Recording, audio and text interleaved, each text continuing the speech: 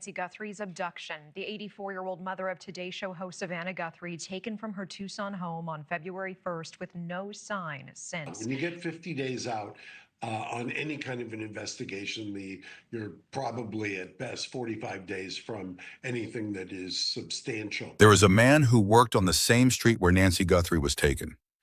He knows that street the way you know your own home. He knows which driveways are empty by 8 in the morning. He knows which gates are left unlatched on maintenance days. He knows the rhythm of that neighborhood the way only someone who has spent months inside it truly can. And in all the weeks since Nancy disappeared, not a single investigator has knocked on his door. Not one. Think about that before we go anywhere else. A woman was taken from one of the most surveilled, most affluent, most carefully maintained neighborhoods in Tucson, Arizona. The FBI is involved. A joint task force is active. Federal resources are being deployed. And the man who works the very street she lived on, the man with eyes on that block week after week, had to go to a journalist to make himself known because nobody came looking for him first. He found that strange. So did I. So should you. Here is what nobody is saying out loud. This investigation has been focused on the people closest to Nancy in terms of relationship. Family, friends, associates, people whose names appear in her phone. And that instinct is not wrong. It is where most investigations begin, but it created a blind spot because the people with the most consistent physical access to Nancy's daily world in the weeks before she was taken were not the people in her social circle. They were the people who showed up every single day to maintain the neighborhood she lived in. The landscapers, the pool crews, the construction workers building additions 2 streets over, the delivery drivers who knew exactly which houses were empty by mid-morning, the people whose faces she recognized but whose last names she never knew. Those people accumulated something investigators have a name for. It is called proximity intelligence. And in a kidnapping that required this level of planning, this level of knowledge about her property, her routine, her cameras, proximity intelligence is not a side note to this investigation. It is the heart of it. The cameras on Nancy's property recorded weeks of normal activity before she disappeared. Landscapers, pool workers, family members coming and going. The FBI reviewed all of it. Sources briefed on that review used 3 words to describe what they found. Nothing looks suspicious, and that statement is true. It is also dangerously incomplete, because those cameras only captured what entered their fixed frame. Nancy's gate, her driveway, her front approach. They did not capture the street 2 houses down. They did not capture the work truck parked at the corner for 40 minutes every morning in January. They did not capture whoever was watching from just outside the edge of the frame. And on the night she was taken, those cameras captured something even more troubling than a suspicious face. They captured nothing at all. Not a single image. Not one frame. The cameras that worked the night before and worked the night after recorded 0 activity on the one night that mattered more than every other combined. Sources inside the investigation used a specific word to describe that. Odd, not explained. Not a technical glitch that had been accounted for. Just odd. A working surveillance system going completely dark on the night of an abduction is not odd. It is a signature. It means someone knew exactly what they were doing. It means someone understood that property. It means the planning started long before February 1st. And it means the question we should have been asking from the very beginning is not just who was close to Nancy in her personal life. It is who was close to her street, who was watching from the places her cameras could not see, who had spent enough time in that neighborhood to know her routine, understand her surveillance, and move through the dark of that night with the confidence of someone who had been there before. The answer to that question begins with a gardener who went 6 weeks without a single phone call from the people tasked with finding her, and it does not end there. That is where this story starts. Stay with me, because where it goes next changes everything you think you know about who had the access, the knowledge, and the opportunity to take Nancy Guthrie. Let me take you back to the last night anyone saw Nancy Guthrie. January 31st. A Friday evening in Tucson. The temperature had dropped the way it does in the desert after dark. that sharp, clean cold that settles over the Catalina foothills when the sun goes down. Nancy's son-in-law, Tommaso Cioni, dropped her off at her home at approximately 9:48 in the evening. She walked to her front door. She went inside. That was it. Boss, that was the last confirmed sighting of Nancy Guthrie by anyone who has spoken publicly about what they saw. The following morning, February 1st, she did not appear for a virtual church service. That absence was enough to trigger alarm among the people who knew her, because Nancy Guthrie was not the kind of woman who simply forgot a commitment. She was present, she was reliable, was not turned she was over to there. investigators. When she was until not, day 47. something was wrong. On March 19th, By that morning, the multiple call outlets started. confirmed By the that footage morning, the now missing sits with persons the report FBI. was filed. The And within a question time hangs in frame the that air. tells you something Why did it significant take 47 about how days for seriously this was video to taken from reach the very people beginning. searching for- The FBI was involved, not eventually. Not after local law enforcement exhausted their options early. That early federal involvement is one of the most important facts in this entire case, and it has not received the analytical attention it deserves. The FBI does not insert itself into every missing persons case in America. They do not deploy federal resources because a woman failed to show up to a church call. Their early involvement signals one of two things. Either there was specific information from the beginning that elevated this beyond a standard missing persons case, or the circumstances at the scene of her home were significant enough that local law enforcement immediately recognized they were dealing with something that required a higher level of response. Either way, the message from that early federal involvement is clear. This was never a situation where investigators thought Nancy had simply wandered off or chosen to disappear. From almost the very first hours, the working assumption was that something had been done to her, that someone had taken her, that this was a criminal act committed by a person or persons who planned it, and planning requires intelligence. That word matters.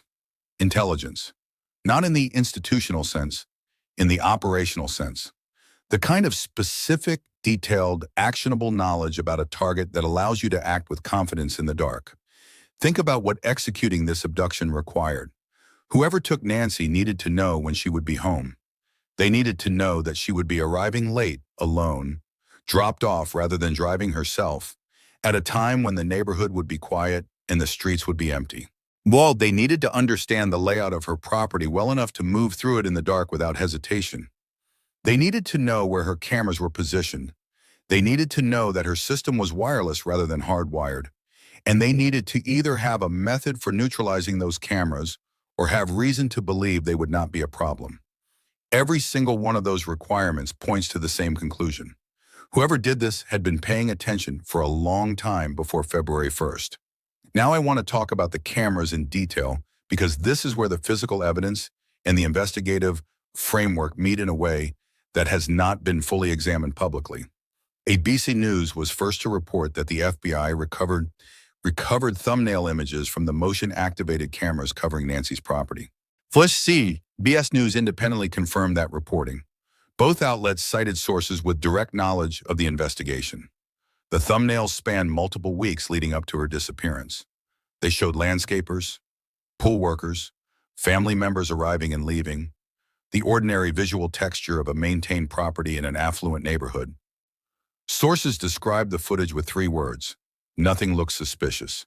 I have already told you why that statement is incomplete, but I want to go deeper on it now because there is a layer to this that the original reporting touched but never fully unpacked. Those cameras were motion activated, which means they only recorded when something triggered them. Which means the thumbnails the FBI reviewed are not a continuous record of everything that happened near Nancy's property. Wow. They are a record of what crossed a specific threshold at a specific angle within a specific frame at a specific distance. A person standing on the public sidewalk 20 feet outside that frame, watching the property for 45 minutes, does not appear in those thumbnails. Not once. Not a single image. A work truck parked at the end of the block with a direct sight line to Nancy's driveway does not appear in those thumbnails. A construction worker on an elevated platform on a job site 2 streets over who could see Nancy's roof and front approach from that height does not appear in those thumbnails. The thumbnails are evidence of what the cameras captured. They are not evidence of what was happening in the broader environment around her home.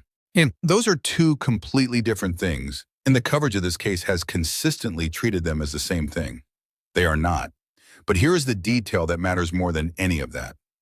On the night of February 1st, the cameras captured nothing. I want to be precise about what that means technically. These were working cameras.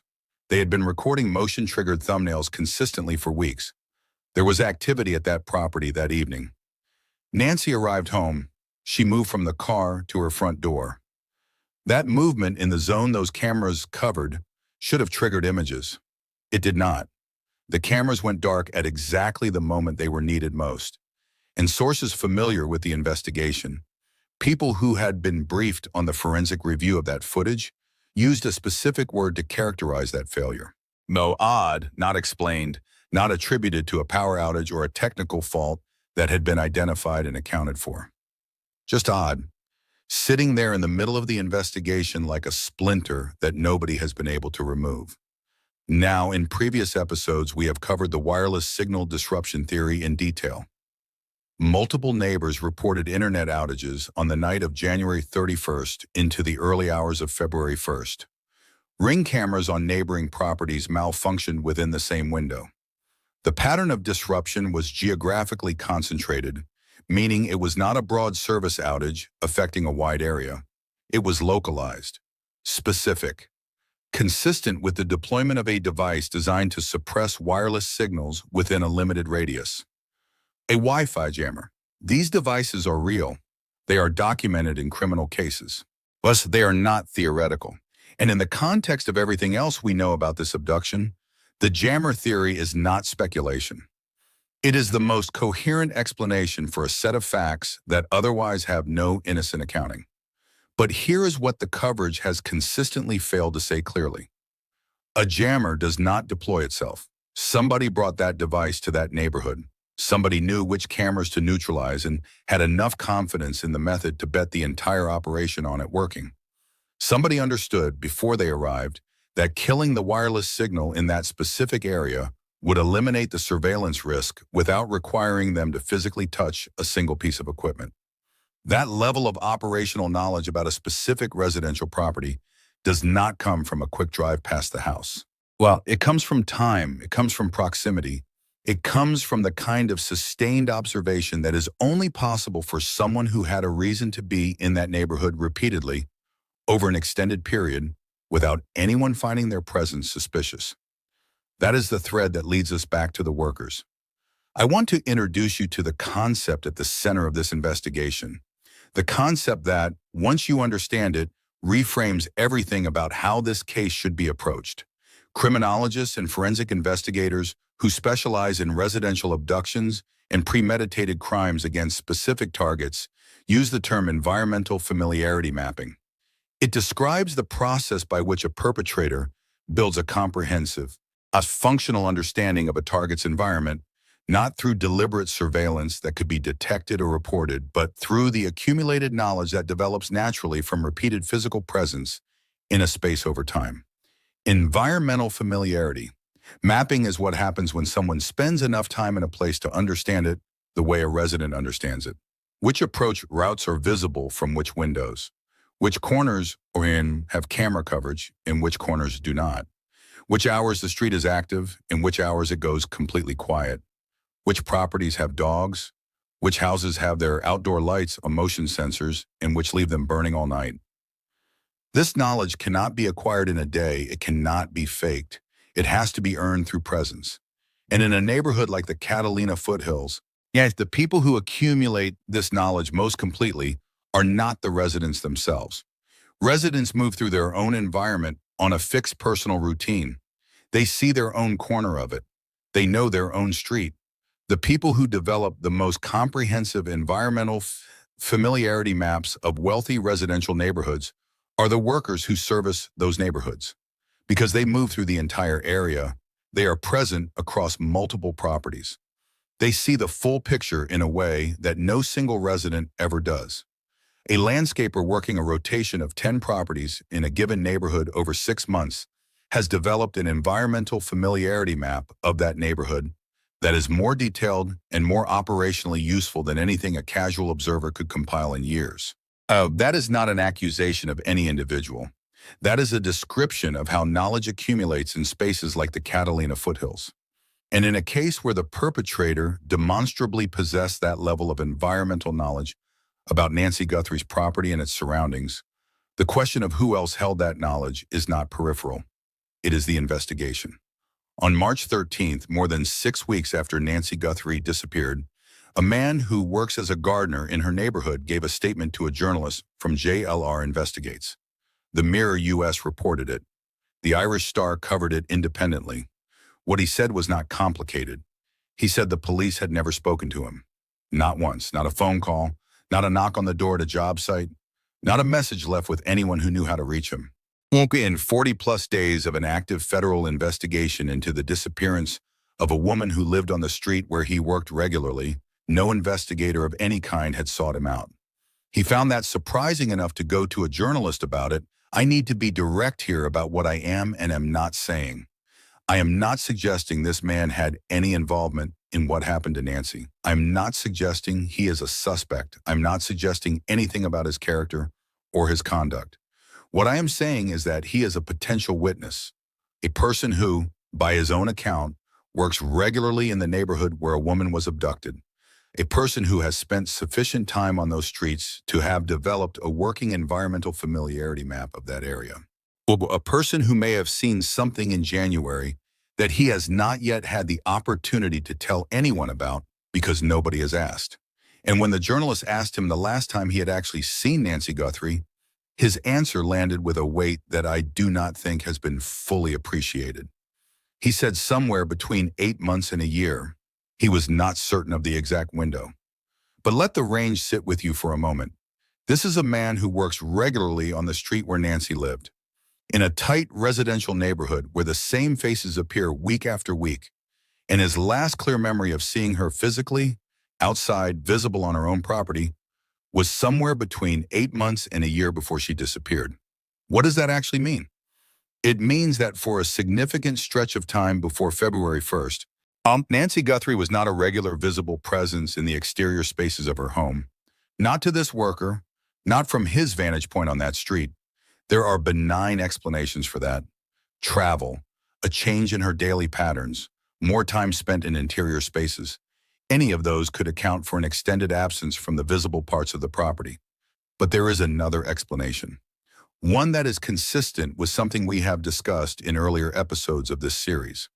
The theory, supported by behavioral evidence, that Nancy had reason in the months before February to believe she was being watched, that she had become careful in ways that changed her visible routine, that the extended gap between this worker's last sighting of her and her disappearance was not coincidence but caution. Much so if Nancy herself was already aware that something was wrong, if she had already begun modifying her behavior in response to a threat she may or may not have been able to name, then the picture of the weeks before her disappearance looks very different from the one the public has been given.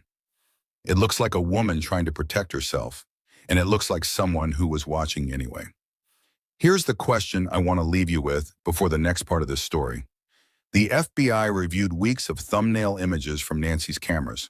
They found nothing suspicious. The investigation has been active for more than 6 weeks with the full weight of federal resources behind it. And yet a man who works her street had to find a journalist before anyone found him. If he was not interviewed, he is not alone.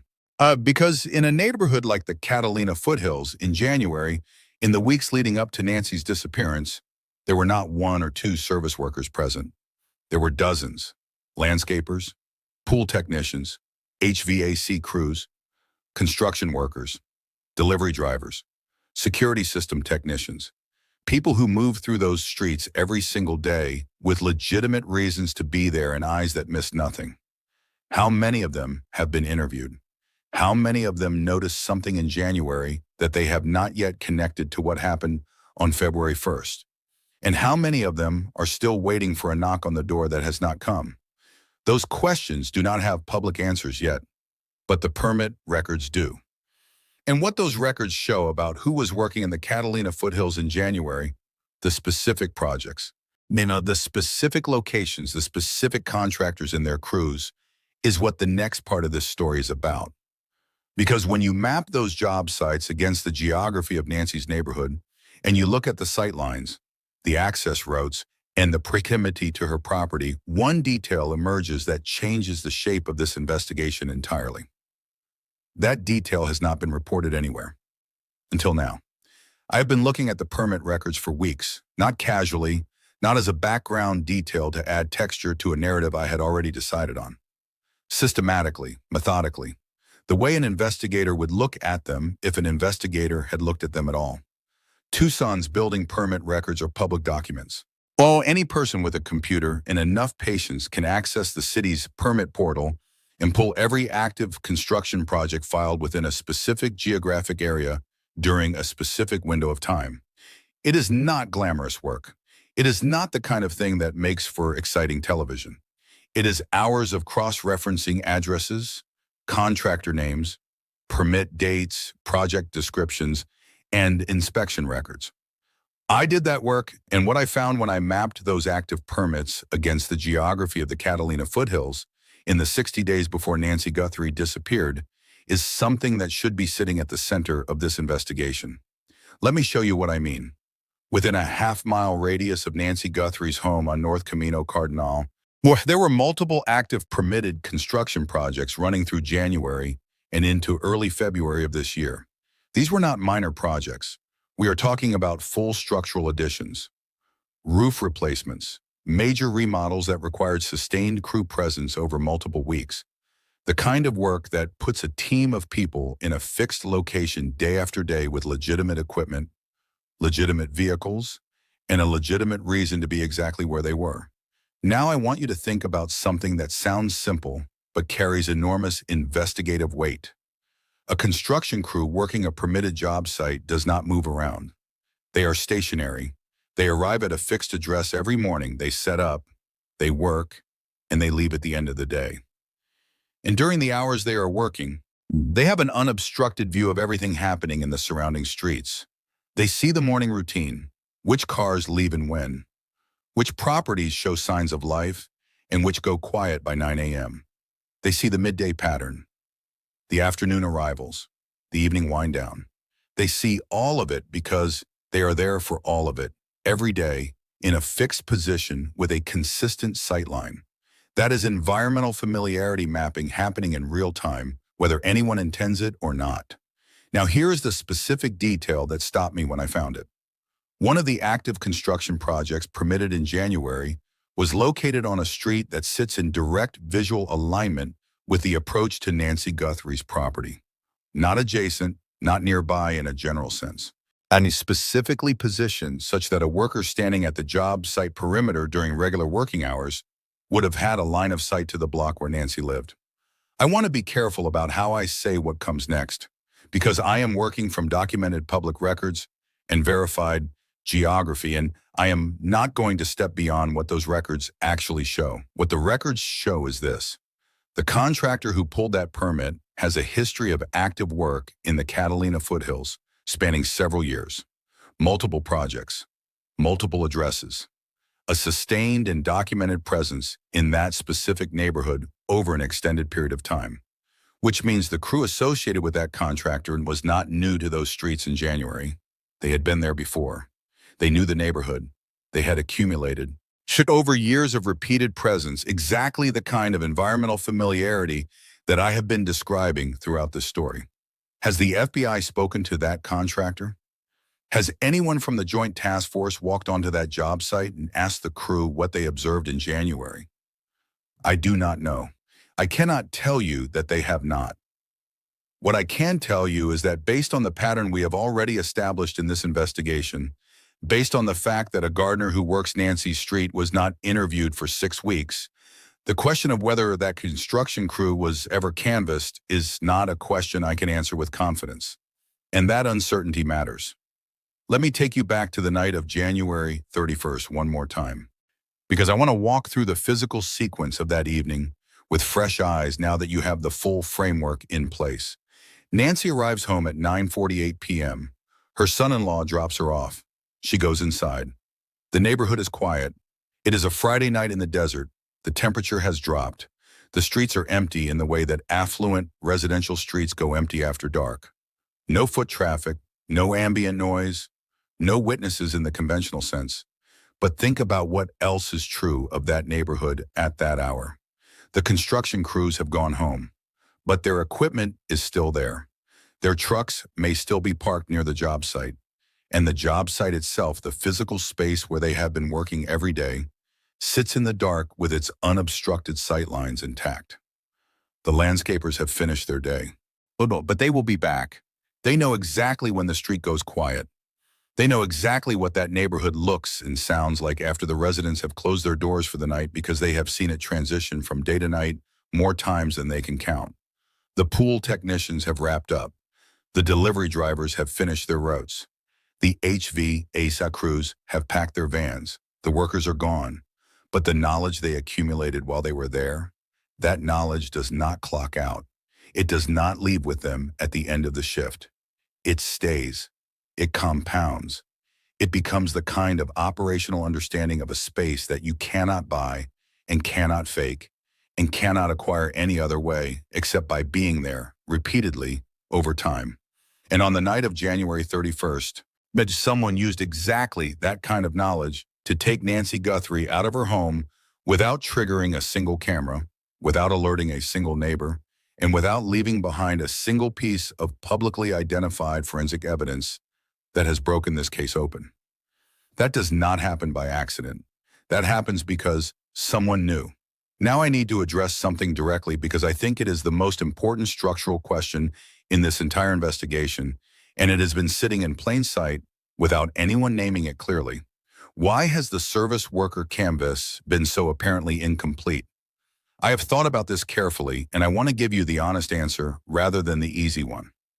The easy answer is that investigators dropped the ball, that the FBI and the Joint Task Force missed something obvious, and the canvas was simply not conducted with the thoroughness the case required.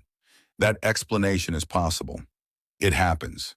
Investigations are run by human beings operating under pressure with incomplete information and finite resources. Blind spots develop. Leads get prioritized in ways that leave other leads unaddressed for longer than they should be. But there is a second explanation that I think deserves equal consideration. The Joint Task Force may already know something that the public does not.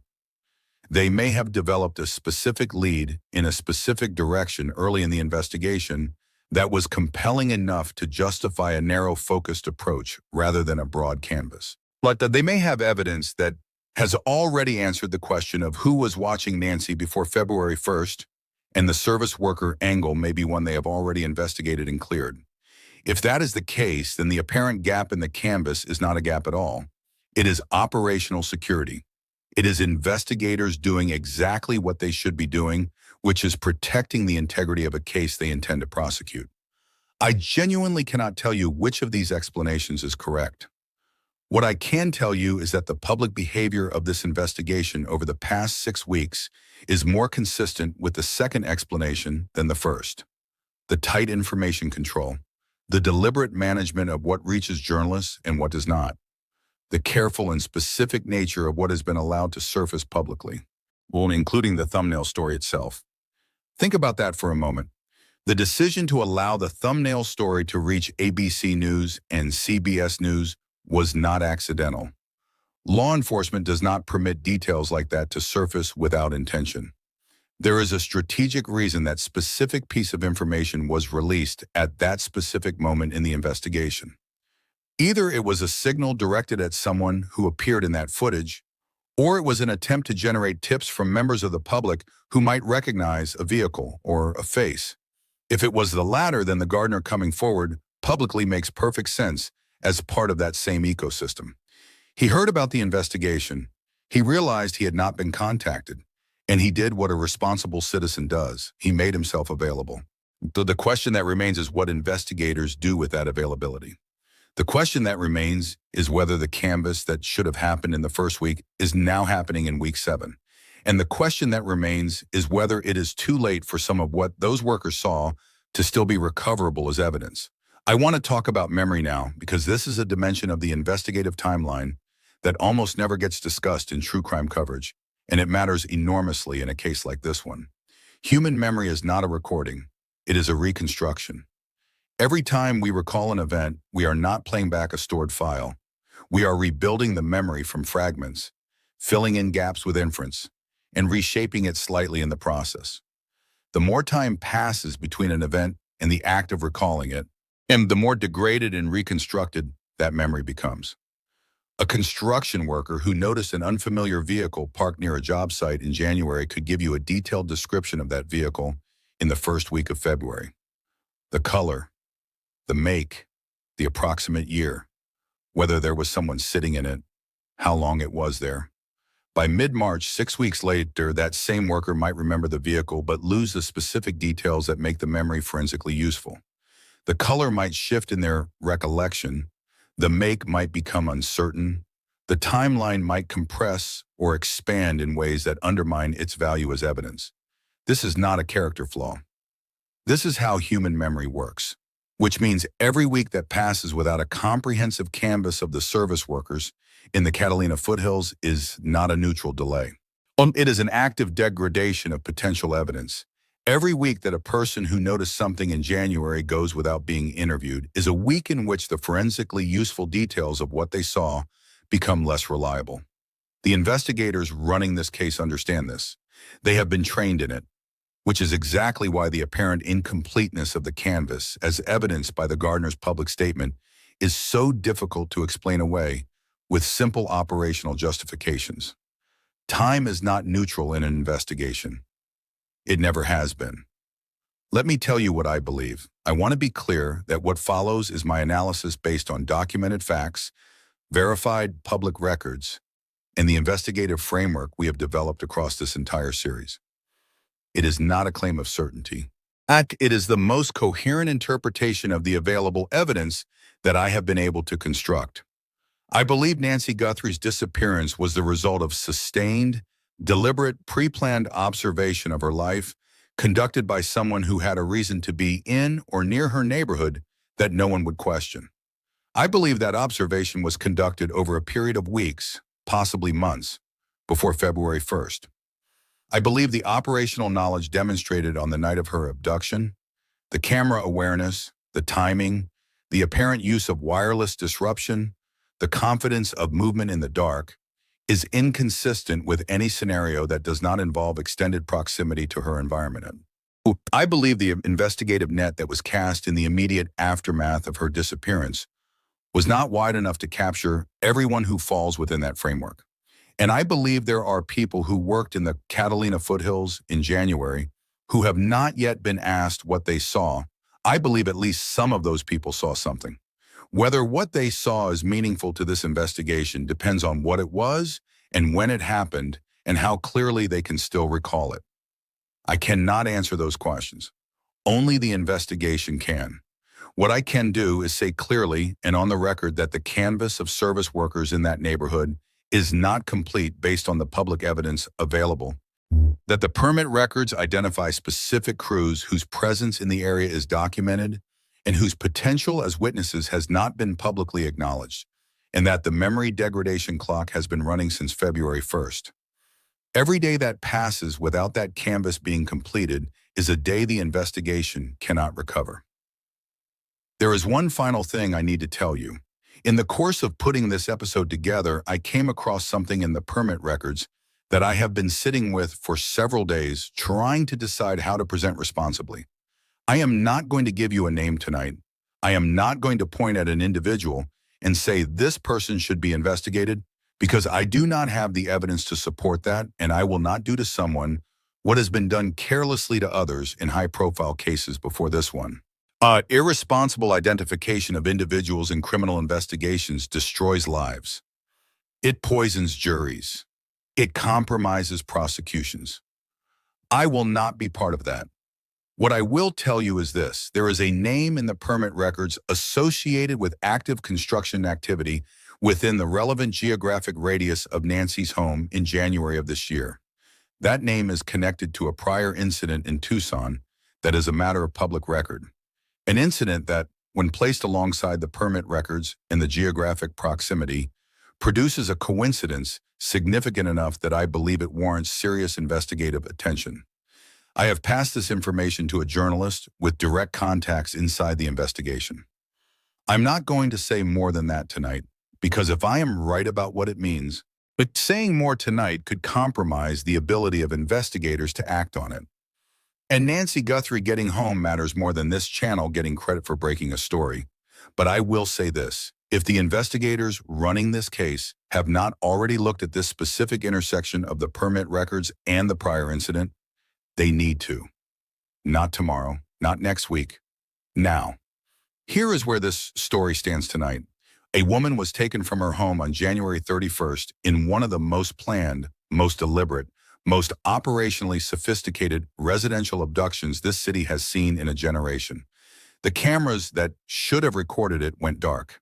The wireless network that should have supported those cameras was disrupted in a pattern consistent with deliberate interference. Yeah, the person or persons responsible moved through the dark with a confidence that speaks to deep and sustained familiarity with that environment. At 6 weeks into the investigation, a man who works the street where it happened had never been asked a single question by a single investigator.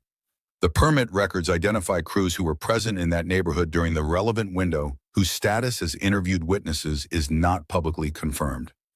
The memory of everyone who was on those streets in January is degrading with every passing day.